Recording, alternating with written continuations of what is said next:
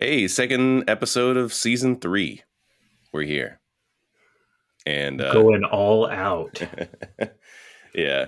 Well, first off, let's before we jump into that, we're still on the the few weeks before the rebranded NXT. Did you watch it this week? I did. What do you think? Any takeaways?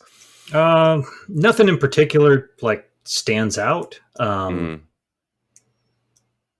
Honestly, I can't remember what happened on it outside of the Dexter Loomis inadvertently causing a distraction and costing Gargano a win yeah. um, while he was trying to mend fences.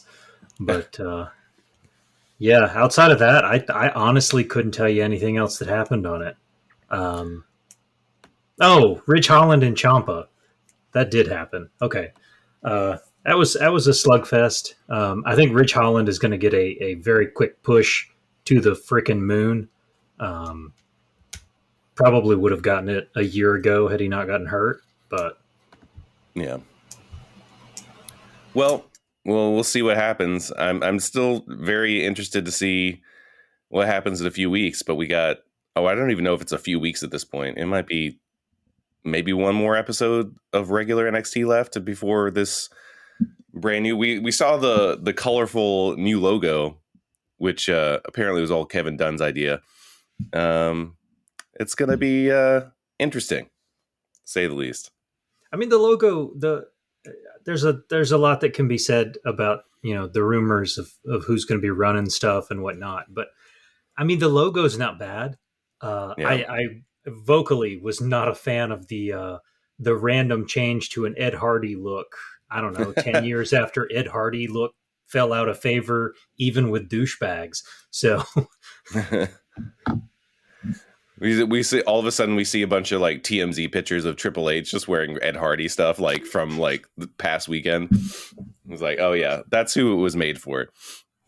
But let's talk about what we're here to talk about today, which is All Out. We've got quite a large card. Were there this many matches on that Double or Nothing card? It was a lot, wasn't it? it was a lot, but I don't think there were this many. This Yeah, feels. I'm afraid that some of these that should get a bunch of time are going to get cut a little short. yeah. Well, we'll start off with we don't know at this point what might be on the buy-in. I'm sure they're going to add something. It is But an 8-man tag match. all right. That is not listed on this that I pulled up. I want to say it is It's I knew it. Best Friends and Jurassic Jurassic Express. Express. Yeah.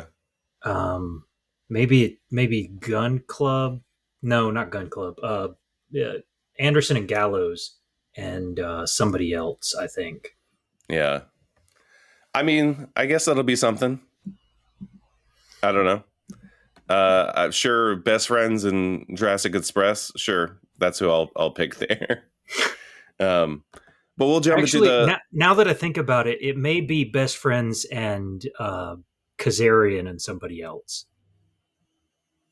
I think Jurassic Express has just been on TV a lot lately, so I thought it was them, but I Yeah. don't know. Whoever it is, it's best. The team that is not part of the elite will win.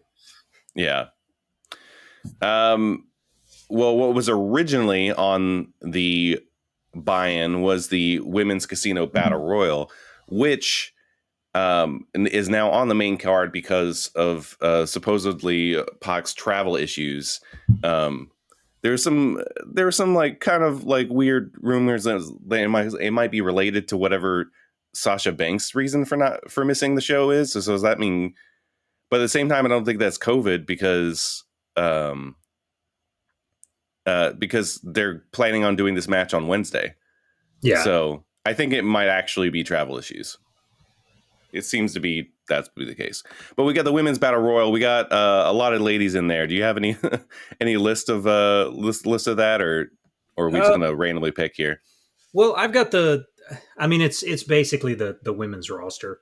Yeah. Outside of Statlander and Britt Baker. I pulled up the CBS card for the event, has CBS's pick.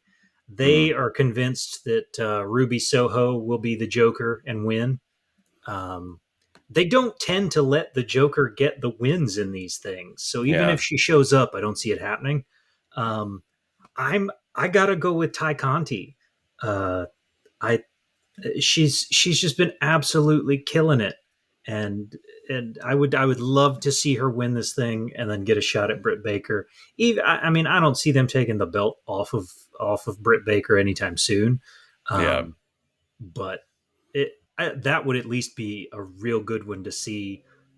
Thunder Rosa, they've already had plenty of, to quote Jr. slobber knockers, so that I would love to see the belt involved there, a match between them. But yeah, I'm going to go with Ty Conti on this one. I think that's a good choice too, because Thunder Rosa, I don't think you need a reason for them to have a Britt Baker and Thunder Rosa to have a match again.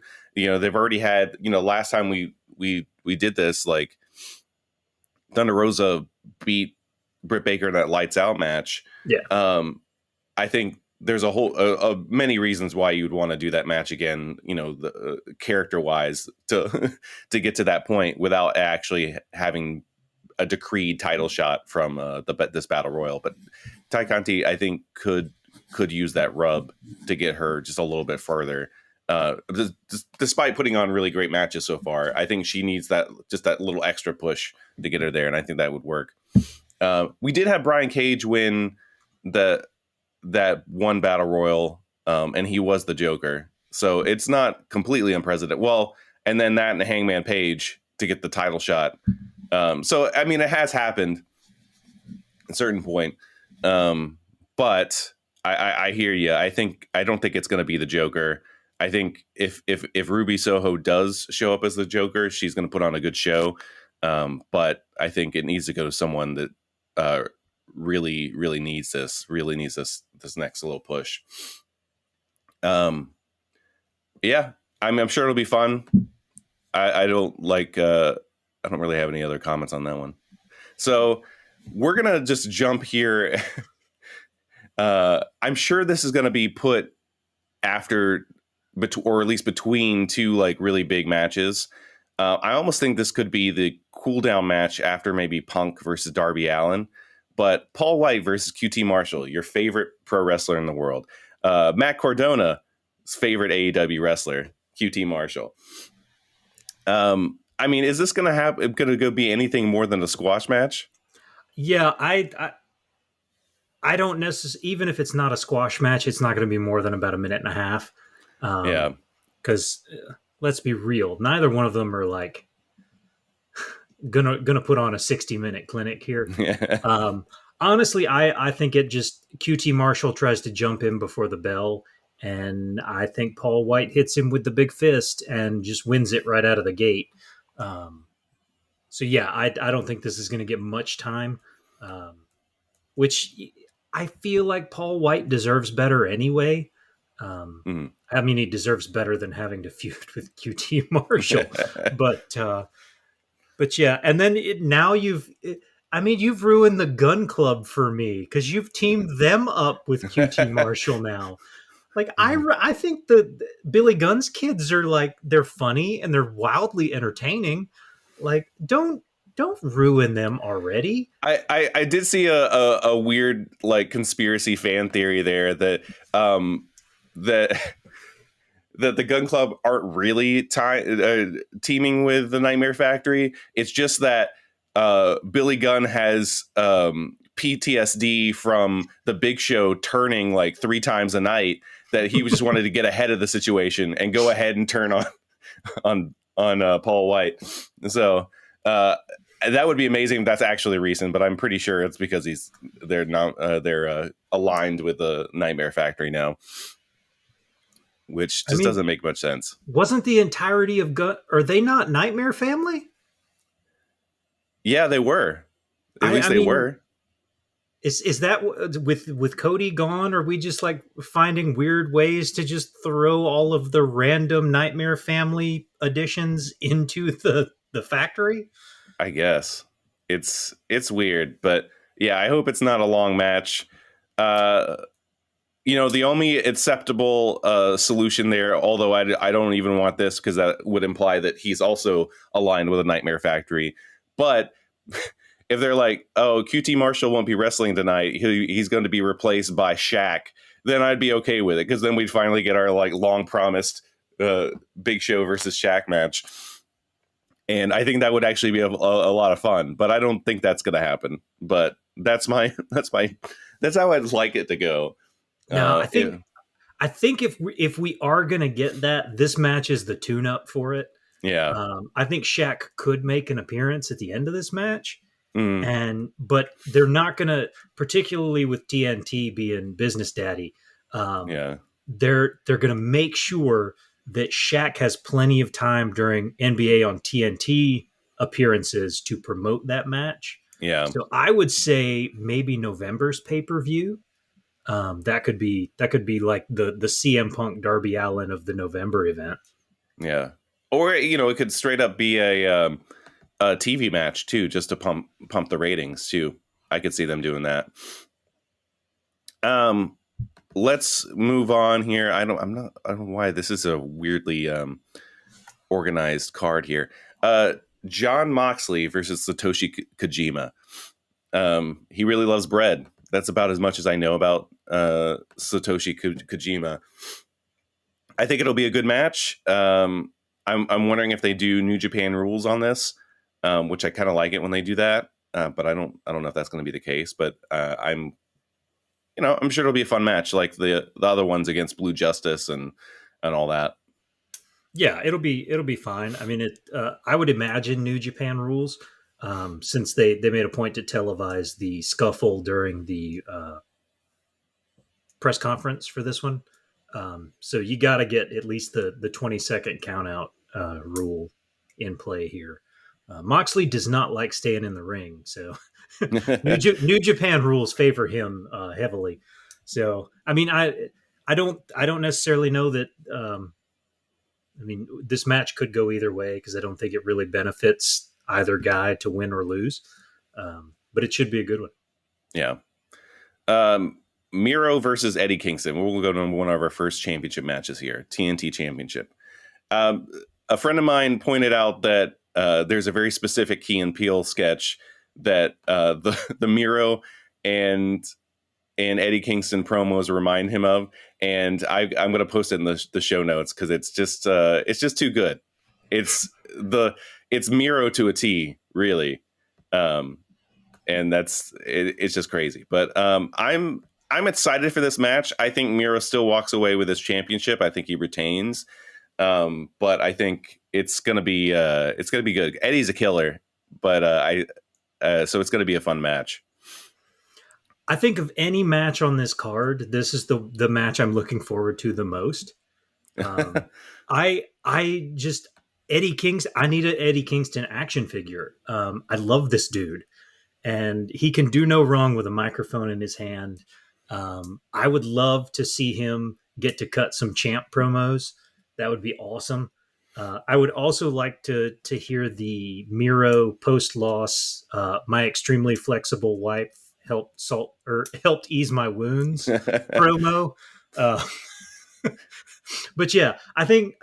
I mean, we've even got a Young Bucks cage match on this card, and I think this is the one that I'm most looking forward to of everything on this card.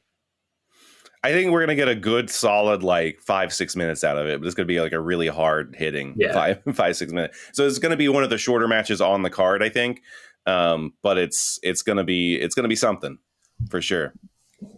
As much as I don't really like Brock Lesnar matches and stuff like that, or even Goldberg matches, I think about that Orlando WrestleMania match where it was like, I think it was like 5 minutes, like with entrances and everything. Yeah. Or something like, well, maybe not with entrances. Goldberg's entrance alone is like 5 minutes. But like, I think it was bell to bell, like 5 minutes. And that was a good hard hitting match, and which basically only Goldberg matches should be short, like hard hitting matches. Or he should just maybe go away for a while after SummerSlam, or just maybe completely. I don't know. I'm sure he'll show up in Saudi Arabia. That's a different podcast, though.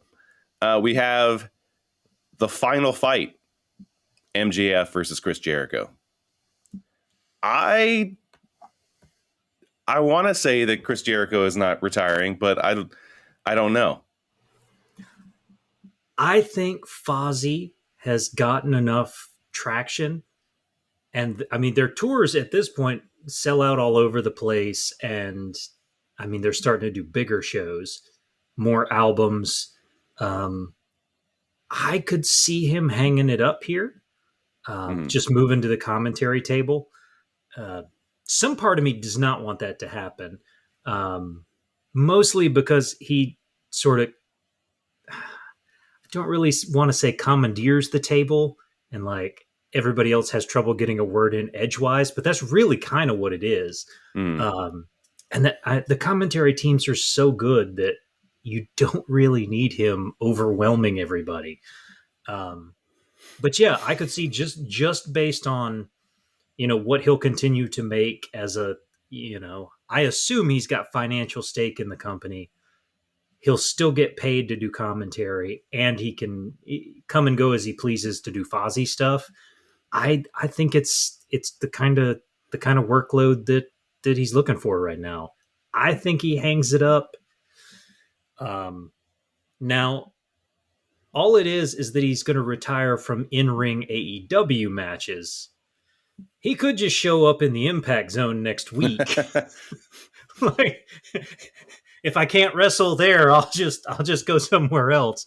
Yeah. Uh, so I really don't know. The idea that they're going to let MJF go over Jericho 4 times is a bit crazy, but I MJF is. I mean, he's the future of he's the next in line for Jericho's spot, basically. So Yeah.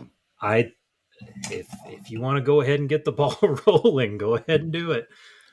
Yeah, and I mean, if anything, like maybe this is a good time for Jericho, just because you have Punk coming in, you have Bryan coming in.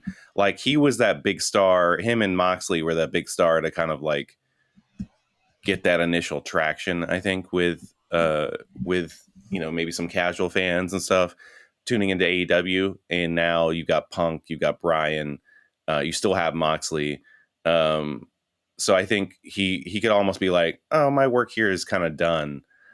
Um, and yeah, and it's just kind of the inner circle, although they weren't forced to disband, kind of almost being like they're kind of just like slowly like not even drifting apart, but just like not doing things together. So it's like, Yeah, which is nice that it's not almost like an official breakup thing. Like you can have that kind of drifting away where they're still like they still support each other, but they don't need to necessarily be a close knit team like they were. So it could just be a new phase of AEW at this point, but we'll see.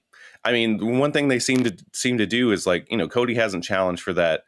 I mean, they made the TNT championship and he won that, but Cody hasn't challenged for the world championship ever since he lost that one stipulation. So they do seem to stick to it. These stipulations like this. So we'll see. yeah. But a retirement in wrestling never feels like a full retirement. So we'll see.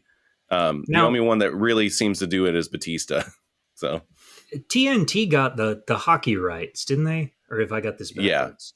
yeah, So honestly, Jericho would make if TNT wants to give him a job, put him on a commentary desk for hockey. yeah, Because it's not like he doesn't have a wealth of hockey knowledge. yeah.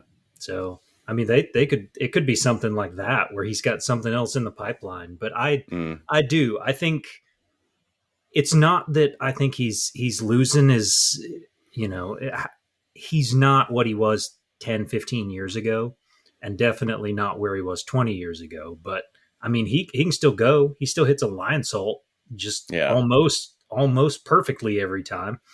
Um, but I think this would. It's kind of like John Cena said. Like right now, I go in, I do the matches, I feel good. I can still put on a show. Do I wait until I know that I've been here too long, or do I just kind of find a time where I feel like I've put on the show the best I can and walk away before basically before you Goldberg yeah. Undertaker it. Um, So I wonder if maybe it's a pride thing. Go out on top, um, put on a hell of a match with MJF at All Out, and be able to walk away and say you just left everything in that one match and just do whatever else you've got in the pipeline. Yeah.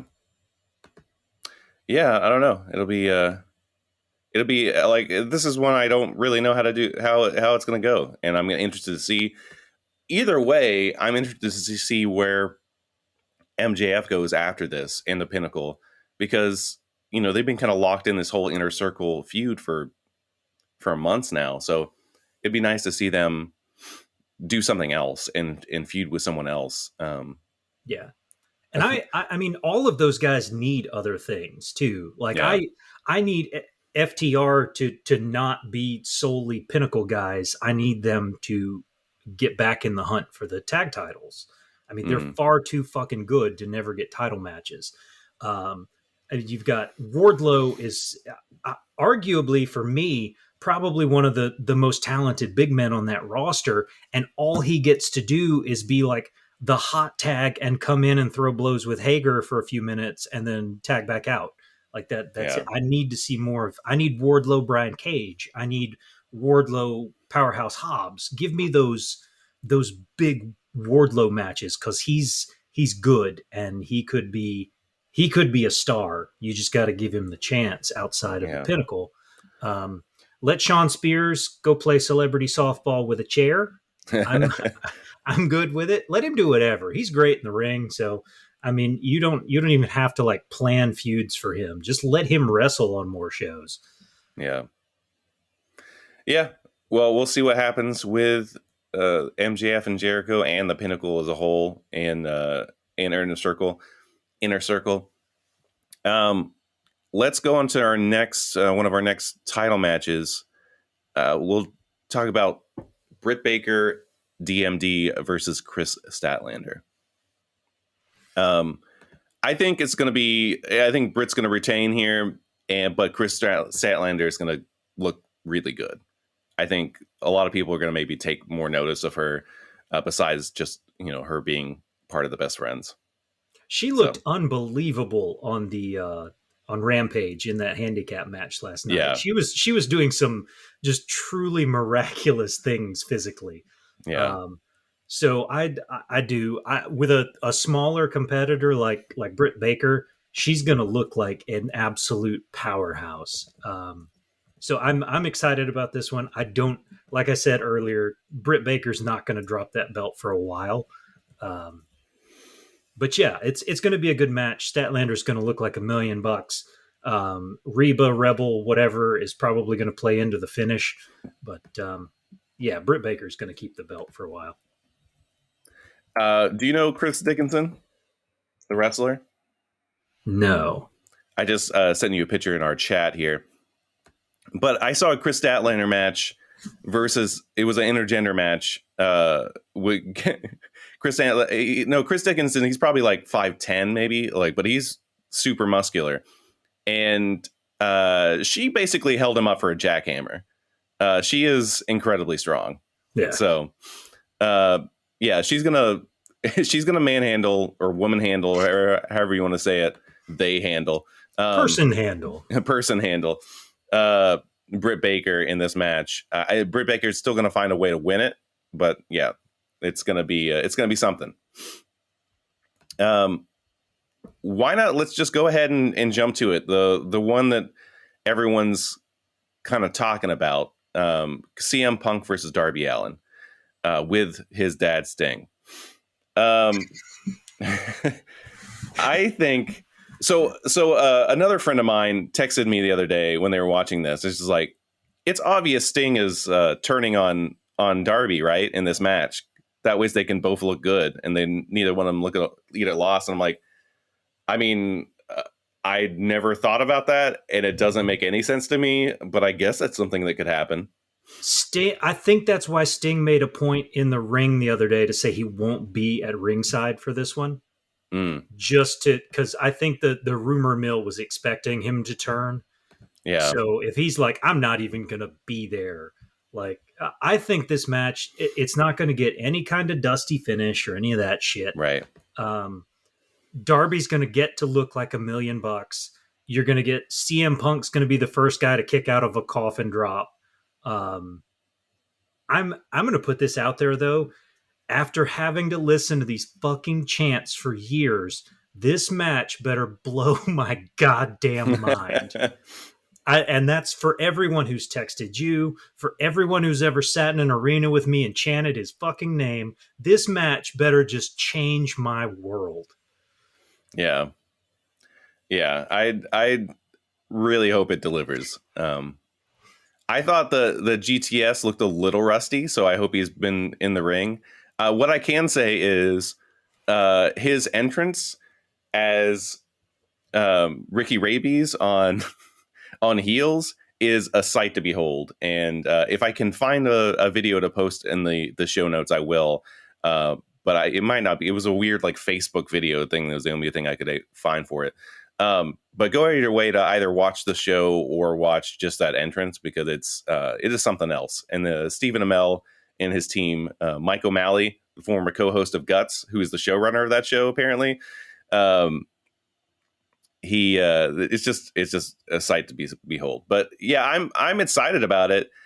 I'm glad that I wouldn't have flown to Chicago for this match. No, myself. I wasn't going to shell out 10 times face value on tickets to go see it in person. Mostly since I imagine half the match is going to end up next to a barricade. You wouldn't be able to see it live anyway. Yeah. But yeah, I expect it to be great. The build has been good. It would be very outside the norm for Tony Khan to pull a Vince McMahon here and have Sting turn. It's not the moment for it. I don't think. I also think just we've been programmed by WWE and the frequency of turns that, with the exception of a couple people like that have rarely or only turned like once, like Roman.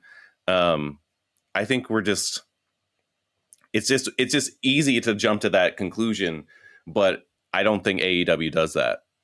Yeah. They don't do things as often. So. And the other thing too is you've got to consider, with a turn, you have to have the eventual showdown. Yeah. For all that I can say about how good Sting has been since he's come back and hitting stinger splashes and all that, he's looked good where they've put him. Sting, Darby Allin, that's a match where Sting is outmatched in a lot of ways. And I don't think it could live up to the build it would get. And I don't think they want to do that to Sting. I think this is supposed to be like, his swan song, last run, get to look good a lot. And I really think that match would make him look more his age. Because right now he's wrestling 20 years younger than his age is. But I think if you put him across from, hyperactive Darby Allin, who moves around a lot, I don't think it would play well. So I really don't ever see them doing a heel turn.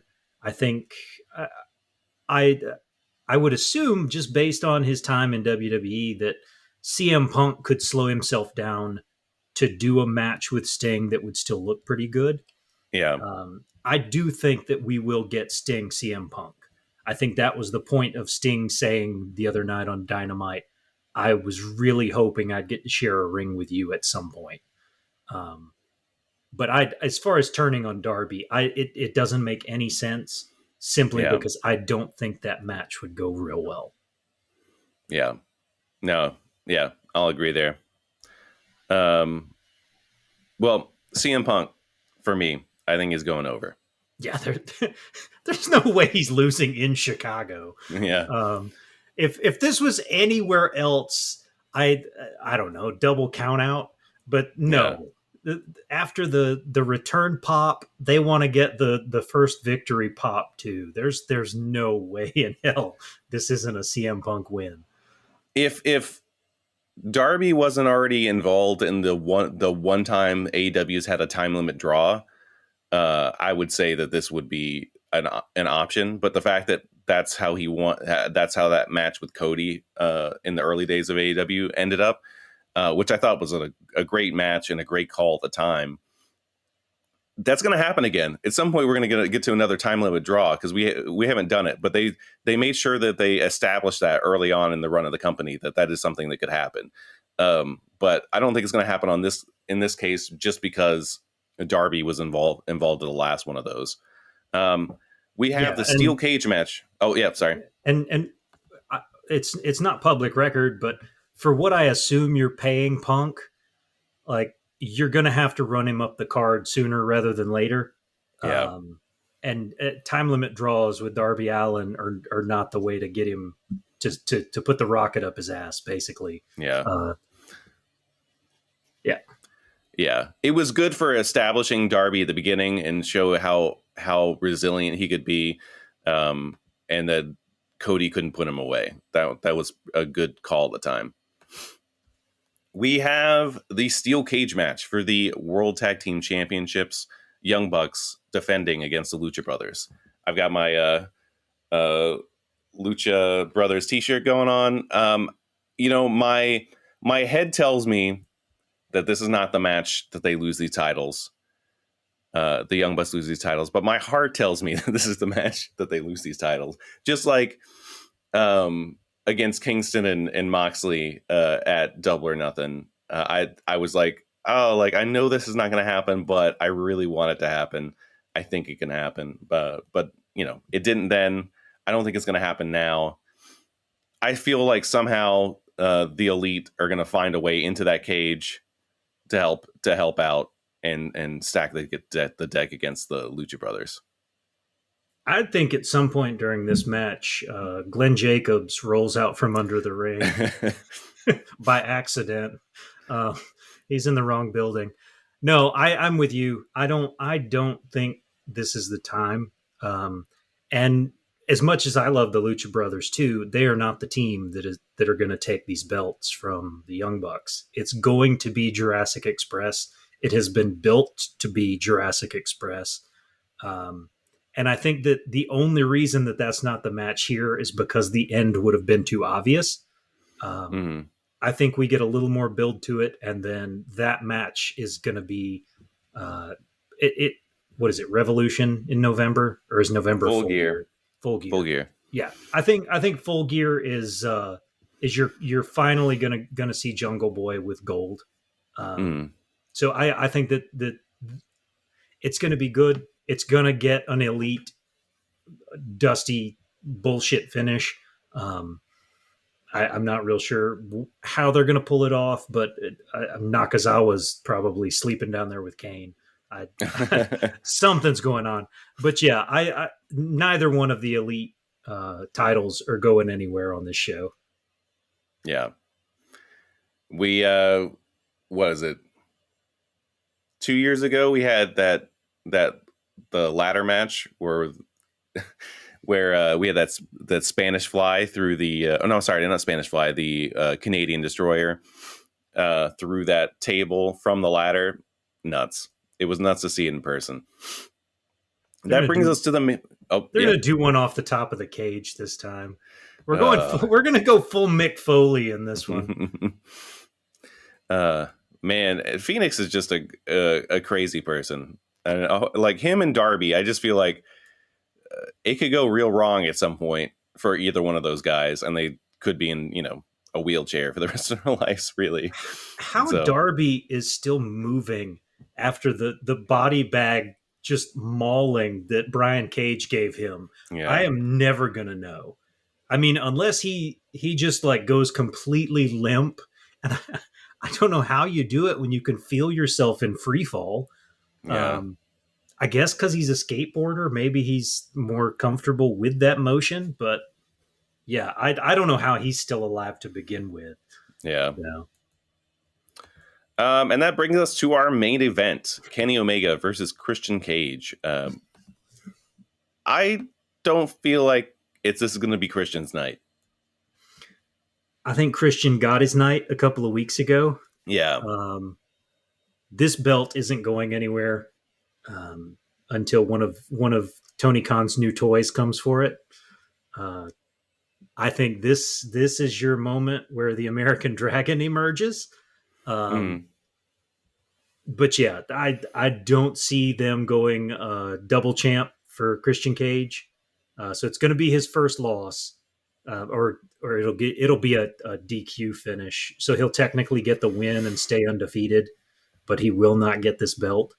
Um, which you hate because you get a finish like that, you should get another shot, but the line to get a title shot at Omega is, I don't know, 310 guys long at this point. yeah. So yeah, it's not going to be his night. It's going to be another great one. But I think between just wrestling on Dynamite, off and on, and having to do impact defenses, I think it's a hell of a heavy workload for a guy like Christian. Yeah. Yeah. So Omega retains, and we'll see about what happens when Hangman shows up. When Brian shows up. Oh, I guess originally Brian was rumored to show up in New York City at the Arthur Ashe Stadium in Queens, technically. But now it's going to be moved up. Everyone thinks it's going to be moved up, so we'll see. I get that it's your biggest live event, like in terms of attendance ever, Yeah. just stadium size. Yeah. But why? Why in the fuck would you have a debut like Daniel Bryan, Bryan Danielson, whatever he's going to go by here? Why would you not do that in Chicago? Unless you had a show on tap for Seattle. Yeah. Like, no, you do not do that anywhere but in front of that Chicago crowd. Yeah. I don't know. It'll be cool to see. I'm excited about it. I think also it's worth from Dynamite this past week, FTR versus Proud and Powerful, or Santana Ortiz, whatever you want to call them, was a good match, and it's good to see FTR overcome that. Like, I did not want to see those pictures on Twitter, and I've seen those pictures on Twitter, and it is one of the most gruesome injuries beside Sid jumping off the top rope and getting a complex fracture of his shin. In real time, they did a Yeah. really good job of not showing it on camera, and you Yeah. could still see how much he was bleeding. Yeah. That was gross. So yeah, it was good to see that he's back and healthy. That match was great. I did wonder the whole time, because the crowd kept yelling "Proud and Powerful." Justin Roberts is like dead set on just calling them Santana and Ortiz. Yeah. I'm curious to know where Proud and Powerful went, because they started out and Proud and Powerful was on all the Inner Circle stuff, and then it just became Santana and Ortiz. They also changed their theme song too. Yeah, I kind of liked Proud and Powerful. I thought it made sense. So I don't know why they changed that, but that was a great one. There was surprisingly a triple threat match on Raw that was definitely worth checking out. Sheamus, McIntyre, and Damian Priest for the United States Championship. The Scottish Warrior was kind enough to put over the United States champion. So that was a good moment. Because when he's involved and there's a belt, you just expect him to win. That was good. Ty Conti and Penelope Ford had a great one this week. Anna Jay returns during that one. I don't really distinctly remember any other ones, but and then tonight you got the biggest moment of all, Matt Cardona's open challenge for the GCW spinner belt. So we'll have to see who that is. Man, if New Jack wasn't dead, that would be my sleeper pick to come take that belt. Oh man, it's I listened to that Talk Is Jericho episode with Cardona, where they taped it like a week and a half after that match, and he's like in the middle of the damn recording, he goes, "Oh crap, I'm bleeding again," because his back still hasn't healed. Wow. He was talking about the bed that he woke up in the hotel looked like a murder scene, to the point where he had to call a manager up and tell him like I got hurt at work. I swear to God, nothing bad happened in here. Uh, Uh, like it was nuts. I do hope that the GCW crowd doesn't throw anything worse than pizza cutters at him tonight. But we'll I see. mean, he would be best to do that Art of War Games match within. I'm sorry, the open challenge within the War Games cage that they already will need to be set up anyway for their War Games match. So he should just like do it they in do there. the bars in old honky tonks Yeah, where the band plays. yeah, Yeah, yeah. He should just be nice. behind there and like have like a little like Pope Mobile style like vehicle to take him to the ring. Oh, So that would be awesome.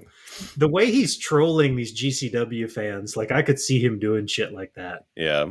Um, he goes to the Well, ring in like it's basically one of those Funko protectors. yeah. Oh man. Well, Nice. it'll be a fun weekend of wrestling and interesting to see where we're going from here. I mean, there's a lot of people not on this card. There Tons. are a lot of card tag teams, a lot of people. The lack So of Malachi Black on this card is incredibly surprising. yeah, Um, Mostly just because that means there's no Cody on here anywhere. yeah, I know and then we sent good wishes and will to Brandy, who's dealing with some issues. yeah. So take as much time as you need, Cody, Homelander. Uh, but yeah, I honestly I thought that they would with as big as the roster's gotten, they were going to have to do 2 casino battle royales, hmm and I'm really surprised they didn't. I'm really surprised they didn't, considering QT Marshall's on another pay per view. But yeah, I'm shocked that a bunch of these guys are not on this show somewhere. Right.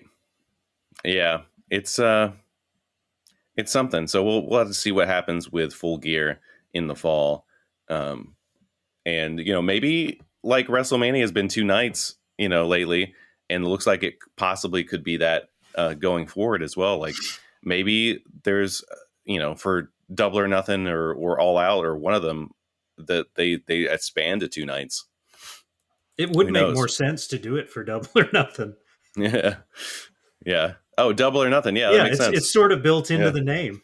yeah, Plus, they can get cheap venues in Vegas for 2 nights. So, yeah. but yeah, Maybe it should one night at be. the MGM and one night at Sam's Town. Who So. are we kidding? Both nights are just going to be at Daly's place. All right. Well, we're gonna wrap this up, and yeah, you wrap this up. I'm really bad at this. Like, subscribe, ring the bell, whatever the hell else you can do on YouTube. If you think we sound like shit, if you think I should shave my patchy beard, put it in the comments. I don't care. We will see you next time. We will come to you next week with a recap of All Out. Hopefully, with good news for our favorites here. Um, I may not survive All Out, since you keep telling me my brain's going to explode during a CM Punk match. So it may just be Jeremy next time, but we will get to you with a recap, and we will see you next time. All right. See ya. Oh.